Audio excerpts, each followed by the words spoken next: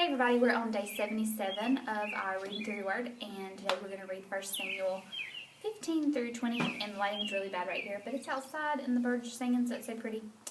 So I just wanted to read out here today. Okay, so we'll start at 1 Samuel 15. Samuel said to Saul, I am the one the Lord sent to anoint you king over his people Israel. So listen now to the message from the Lord. This is what the Lord Almighty says. I will punish the Amalekites for what they did to Israel when they waylaid them as they came up from Egypt. Now go attack the Amalekites and totally destroy everything that belongs to them. Do not spare them. Put to death men and women, children and infants, cattle and sheep, camels and donkeys. So Saul summoned the men and mustered them at Telaim, 200,000 foot soldiers and 10,000 men from Judah. Saul went to the city of Amalek and set an ambush in the ravine. And then he said to the Kenites, Go away, leave the Amalekites so that I do not destroy you along with them, for you showed kindness to all the Israelites when they came up out of Egypt. So the Kenites moved away from the Amalekites. Then Saul attacked the Amalekites all the way from Havilah to Shur to the east of Egypt. He took Agag, king of the Amalekites, alive, and all his people he totally destroyed with the sword. But Saul and the army spared Agag and the best of the sheep and cattle, the fat cows and lambs, everything that was good. These they were unwilling to destroy completely, but everything that was despised and weak they totally destroyed. Then the word of the Lord came to Samuel. I am grieved that I have made Saul king, because he has turned away from me and has not carried out my instructions. Samuel was troubled, and he cried out to the Lord all that night. Early in the morning Samuel got up and went to meet Saul, but he was told, Saul has gone to Carmel. There he has set up a monument in his own honor and has turned and gone on down to Gilgal. When Samuel reached him, Saul said, The Lord bless you. I have carried you out the Lord's instructions. But Samuel said, What then is this bleating of sheep in my ears? What is this lowing of cattle that I hear? Saul answered the soldiers, brought them from the Amalekites. They spared the best of the sheep and cattle to sacrifice to the Lord your God. But we totally destroyed the rest. Stop, Samuel said to Saul. Let me tell you what the Lord said to me last night. Tell me, Saul replied. Samuel said, Although you were once small in your own eyes, did you not become the head of the tribes of Israel? The Lord anointed you king over Israel, and he sent you on a mission, saying, Go and completely destroy those wicked people, the Amalekites. Make war on them until you have wiped them out. Why did you not obey the Lord? Why did you pounce on the plunder and do evil in the eyes of the Lord? But I did obey the Lord, Saul said. I went on the mission the Lord assigned me. I completely destroyed the Amalekites and brought back Agag, their king. The soldiers took sheep and cattle from the plunder, the best of what was devoted to God, in order to sacrifice them to the Lord, your God of Gilgal. But Samuel replied, Does the Lord delight in burnt offerings and sacrifices as much as in obeying the voice of the Lord? To obey is better than sacrifice, and to heed is better than the fat of rams. For rebellion is like the sin of divination, and arrogance like the evil of idolatry.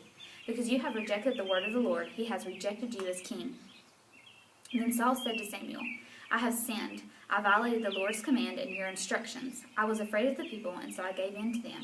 Now I beg you, forgive my sin and come back with me, so that I may worship the Lord. But Samuel said to him, I will not go back with you. You have rejected the word of the Lord, and the Lord has rejected you as king over Israel. As Samuel turned to leave, Saul caught hold of him of his robe, and it was tore.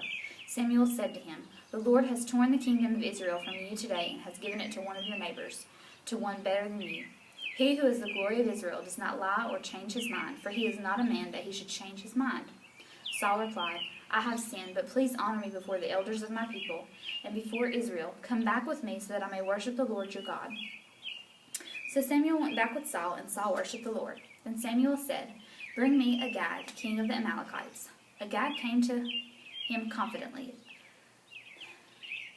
thinking, Surely the bitterness of death is past. But Samuel said, As your sword has made women childless, so will your mother be childless among women. And Samuel put Agag to death before the Lord at Gilgal. Then Samuel left for Ramah, but Saul went up to his home in Gibeah of Saul. Until the day Samuel died, he did not go to see Saul again, though Samuel mourned for him. And the Lord was grieved that he had made Saul king over Israel. The Lord said to Samuel, How long will you mourn for Saul, since I have rejected him as king over Israel? Fill your horn with oil and be on your way. I am sending you to Jesse of Bethlehem. I have chosen one of his sons to be king. But Samuel said, How can I go? Saul will hear about it and kill me. The Lord said, Take a heifer with you and say, I have come to sacrifice to the Lord. Invite Jesse to the sacrifice, and I will show you what to do. You are to anoint me the one I indicate. Samuel did what the Lord said. When he arrived at Bethlehem, the elders of the town trembled when they met him. They asked, "Do you come in peace?" Samuel replied, "Yes, in peace. I have come to sacrifice to the Lord. Consecrate yourselves and come to sacrifice with me." Then he consecrated Jesse and his sons and invited them to the sacrifice. When they arrived, Samuel saw Eliab and thought, "Surely the Lord's anointed stands here before the Lord." But the Lord said to Samuel, "Do not consider his appearance or his height, for I have rejected him. The Lord does not look at the things man looks at. Man looks at the outward appearance, but the Lord looks at the heart." Then Jesse called Abinadab and had him pass in front of Samuel. But Samuel said, "The Lord has not chosen this one either." Jesse then had Shammah pass by, but Samuel said, "Nor has the Lord chosen this one." Jesse had 7 of his sons pass before Samuel, but Samuel said to him, "The Lord has not chosen these." So he asked Jesse, "Are these all the sons you have?" "There is still the youngest," Jesse answered, "but he is tending the sheep." Samuel said, "Send for him. We will not sit down until he arrives." So he sent and had him brought in. He was ready with a fine appearance and handsome features. Then the Lord said, "Rise and anoint him. He is the one." So Samuel took the horn of oil and anointed him in the presence of his brothers. And from that day on, the Spirit of the Lord came upon David in power. Samuel then went to Ramah. Now the Spirit of the Lord had departed from Saul, and an evil spirit from the Lord tormented him. Saul's attendants said to him, "See, an evil spirit from God is tormenting you. Let our Lord command his servants here to search for someone who can play the harp. He will play when the evil spirit from God comes upon you, and you will feel better." So Saul said to his attendants, "Find someone who plays well and bring him to me." One of the servants answered, "I have seen a son of Jesse of Bethlehem, who knows how to play the harp. He is brave, a man and a warrior. He speaks well and is a fine-looking man, and the Lord is with him." Then Saul sent messengers to Jesse and said, "Send me your son David, who is with the sheep." So Jesse took a donkey loaded with bread, a skin of wine, and a young goat, and sent them with his son David to Saul. David came to Saul and entered his service. Saul liked him very much, and David became one of his armor-bearers. Then Saul sent word to Jesse, saying, "Allow David to remain in my service, for I am pleased with him." Whenever a spirit from God came upon Saul, David would take his harp and play. Then relief would come to Saul, and he would feel better, and the evil spirit would leave him. Now the Philistines gathered their forces for war, and assembled at Socoh in Judah. They pitched camp in Ephes-dammim between Socoh and Azekah. Saul and the Israelites assembled and camped in the valley of Elah, and drew up their battle line to meet the Philistines. The Philistines occupied one hill, and the Israelites another, with the valley between them. A champion named Goliath, who was from Gath, came out of the Philistine camp. He was over 9 feet tall. He had a bronze helmet on his head and wore a coat of scale, armor of bronze, weighing 5,000 shekels. On his legs he wore bronze greaves, and bronze javelin was slung on his back. His spear shaft was like a weaver's rod, and its iron point weighed 600 shekels.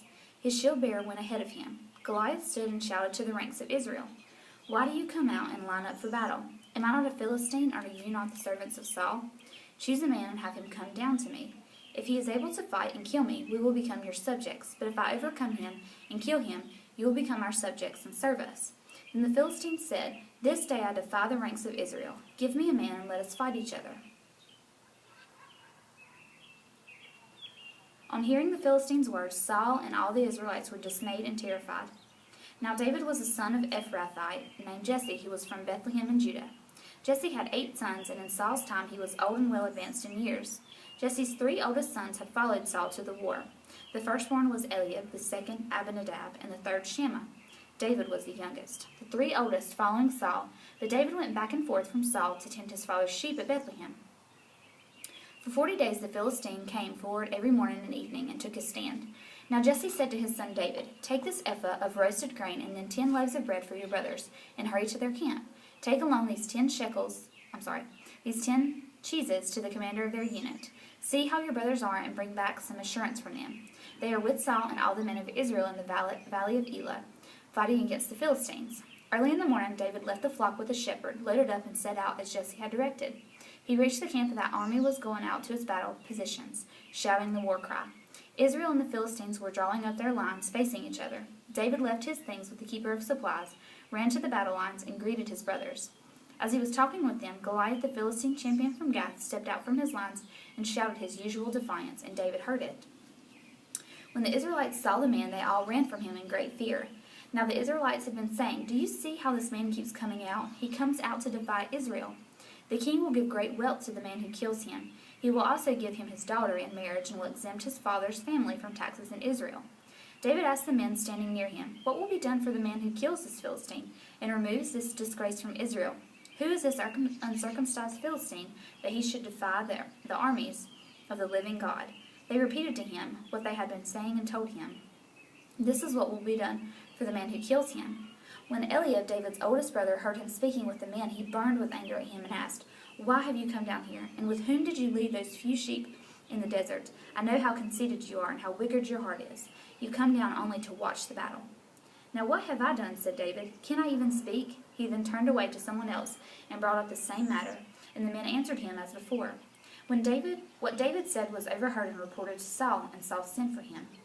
David said to Saul, "Let no one lose heart on account of this Philistine. Your servant will go and fight him." Saul replied, "You are not able to go out against this Philistine and fight him. You are only a boy, and he has been fighting man from his youth." But David said to Saul, "Your servant has been keeping his father's sheep when a lion or a bear came and carried off a sheep from the flock. I went after it, struck it, and rescued the sheep from its mouth. When it turned on me, I seized it by its hair, struck it, and killed it. Your servant has killed both the lion and the bear. This uncircumcised Philistine will be like one of them, because he has defied the armies of the living God. The Lord who delivered me from the paw of the lion and the paw of the bear will deliver me from the hand of the Philistine." Saul said to David, "Go, and the Lord be with you." Then Saul dressed David in his own tunic. He put a coat of armor on him and a bronze helmet on his head. David fastened on his sword over the tunic and tried walking around, because he was not used to them. "I cannot go in these," he said to Saul, "because I'm not used to them." So he took them off. Then he took his staff in his hand, chose 5 smooth stones from the string, put them in the pouch of his shepherd's bag, and with his sling in his hand approached the Philistine. Meanwhile the Philistine with his shield bearer in front of him kept coming closer to David. He looked David over and saw that he was only a boy, ruddy and handsome, and he despised him. He said to David, "Am I a dog that you come at me with sticks?" And the Philistine cursed David by his gods. "Come here," he said, "and I'll give your flesh to the birds of the air and the beasts of the field." David said to the Philistine, "You've come against me with sword and spear and javelin, but I come against you in the name of the Lord Almighty, the God of the armies of Israel, whom you have defied. This day the Lord will hand you over to me, and I'll strike you down and cut off your head. Today I will give the carcasses of the Philistine army to the birds of the air and the beasts of the earth. And the whole world will know that there is a God in Israel. All those gathered here will know that it is not by sword or spear that the Lord saves, for the battle is the Lord's, and he will give all of you into our hands." As the Philistine moved closer to attack him, David ran quickly toward the battle line to meet him. Reaching into his bag and taking out a stone, he slung it and struck the Philistine on the forehead. The stone sank into his forehead, and he fell face down on the ground. So David triumphed over the Philistine with a sling and a stone. Without a sword in his hand, he struck down the Philistine and killed him. David ran and stood over him. He took hold of the Philistine's sword and drew it from the scabbard. After he killed him, he cut off his head and the sword. When the Philistines saw that their hero was dead, they turned and ran. Then the men of Israel and Judah surged forward with a shout and pursued the Philistines to the entrance of Gath and to the gates of Ekron. Their dead were strewn along the Sharon road to Gath and Ekron. When the Israelites returned from chasing the Philistines, they plundered their camp. David took the Philistine's head and brought it to Jerusalem, and he put the Philistines' weapons in his own tent. As Saul watched David going out to meet the Philistine, he said to Abner, commander of the army, "Abner, whose son is that young man?" And Abner replied, "As surely as you live, O king, I don't know." The king said, "Find out whose son this young man is." So as soon as David returned from killing the Philistine, Abner took him and brought him before Saul. With David still holding the Philistine's head, "Whose son are you, young man?" Saul asked him. David said, "I am the son of your servant Jesse of Bethlehem."